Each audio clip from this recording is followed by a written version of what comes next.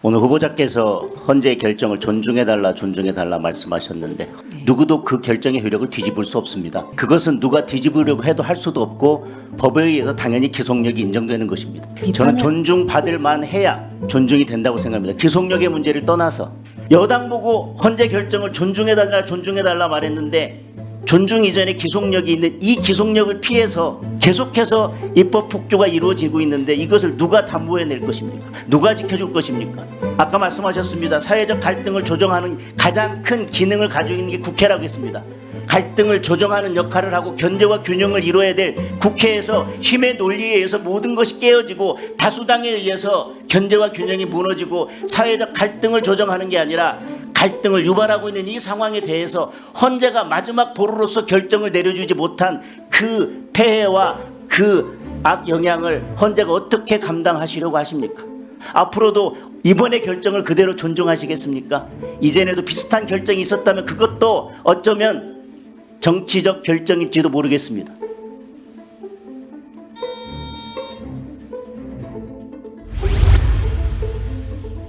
오늘 후보자께서 헌재의 결정을 존중해달라 말씀하셨는데 헌재는 단심으로 끝납니다. 네. 그리고 헌법재판소법 제67조 제1항에 의하면 헌법재판소의 권한쟁의 심판의 결정은 모든 국가기관과 지방자치단체를 기속한다 이렇게 돼 있습니다. 네. 누구도 그 결정의 효력을 뒤집을 수 없습니다. 네. 그것은 누가 뒤집으려고 해도 할 수도 없고 법에 의해서 당연히 기속력이 인정되는 것입니다. 그러나 지금 존중해달라고 하는 취지는 비판을 하지 말고 마음속에서 그냥 인정해달라고 하는 취지로 받아들이면 되겠습니까? 그러면 저는 존중받을 만해야 네. 존중이 된다고 생각합니다. 기속력의 문제를 떠나서 그리고 그것은 그만큼 수용성을 가져야 된다고 생각하는데 수용성을 가지려면 여러 가지 조건들이 필요하다고 생각합니다. 아까 야당 의원님의 질문에 대해서 뭐 검찰 인사가 편중됐다, 검찰 공화국이다, 이게 견제와 균형을 깨트린다 그렇게 이야기했습니다. 지금 국회에서는 견제와 균형이 깨졌습니다. 다수당의 힘의 원리에 의해서 모든 것들이 일방적으로 처리되는데 그래서 이번에 권한쟁의 심판이 있었던 것입니다. 그런데 분명히 국가기관을 기속한다고 했는데 지금 권한쟁의 심판에서 표결권을 침해하고 권한 침해를 인정했습니다. 네. 근데 그 기속력은 어디 가서 찾습니까? 그 기속력을 누가 담보해 줄 것입니까? 법은 유효하다고 했는데 그 기속력을 어디에서 찾아야 되죠? 그런데 헌법재판소에서 이번에 뭐라고 결정을 했냐면 처분에 의회주의의 이념에 입각한 국회의 기능을 형해할 중대한 정도의 헌법 위반이 있을 때 취소나 무효 선고를 한다고 했습니다. 또는 국회의 다른 정치적 형성 방법을 기대할 수 없는 경우에는 예외적으로 헌법 질서의 회복을 위해서 무효나 취소를 할 수 있다고 했습니다. 지금 우리 국회는 국회 자정 능력에 의해서 그 기능을 회복할 수 없는 상태에 이르렀습니다. 꼼수 탈당에 의한 이런 안건조정위원회를 무력화시키는 결정이 의결이 이 이후에도 계속해서 이어지고 있습니다. 국회가 자정력을 발휘하지 못하고 있습니다. 그러면 이 똑같은 안건 조정이 무력화에 대해서 다른 법률과 관련해서 권한쟁의 심판이 이번에 진행된다면 이제는 국회는 자정력을 잃었기 때문에 헌법재판소에서 이제는 무효 결정을 내려주실 것입니까? 자, 그리고 국회의 기능을 형해할 정도의 중대한 헌법이 있어야 된다라고 결정했는데 그 얘기는 그 얘기일 것입니다. 술은 마셨지만 음주운전이 안 되는 경우도 있죠. 맥주 한 잔만 마시면 음주운전이 안 되죠. 음주운전에 해당할 만큼의 충분한 술을 마셔야 된다는 의미일 것입니다. 그러면 안건조정위원회는 국회에서 다수당의 폭거를 막고 소수당의 의견을 존중하기 위해서 만든 견제와 균형을 위해서 만든 제도입니다. 그리고 의회민주주의에서 다수결과 그리고 표결권은 그 핵심에 해당합니다. 그것이 무너졌을 때 그것을 좋습니다.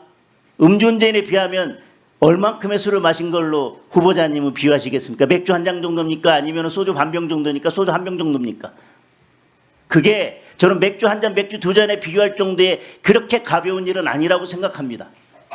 의회 민주주의를 형해할 정도의 심각한 표결권 침해 행위라고 생각합니다. 그리고 지금 이것이 이 결정이 있은 이후에도 그 이전에도 이와 같은 표결권 침해 행위가 계속해서 이어지고 있습니다.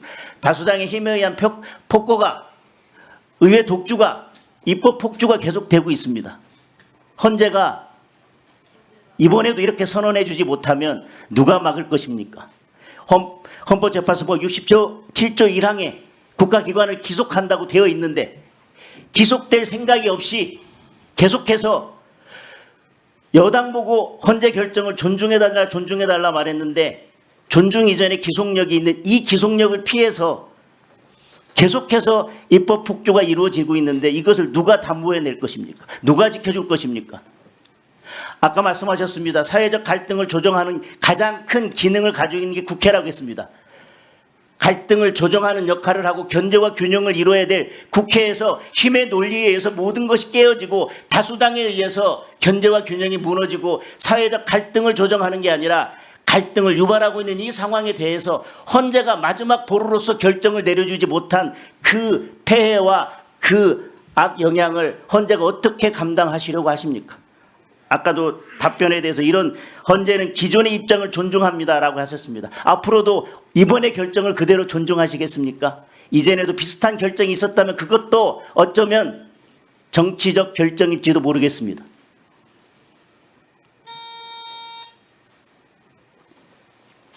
후보자님 답변하실 거 있으십니까? 네, 특별히 없습니다. 아니, 많은 말씀을 하셨는데 그 말씀에 대해서 한 말씀도 안 하시면 질의하신 분이 심정이 어떻겠습니까? 그럼 답변하겠습니다. 예. 간단하게 답변하십시오. 네네. 말씀하신 취지는 공감하는 부분도 있고요. 여튼 지금 이미 있는 결정에 대해서 어떤 견해를 밝히기는 어렵다는 말씀을 드리고 향후 제가 업무를 할 때 위원님께서 말씀하신 부분을 충분히 숙고하여 처리하도록 하겠습니다. 수고하셨습니다.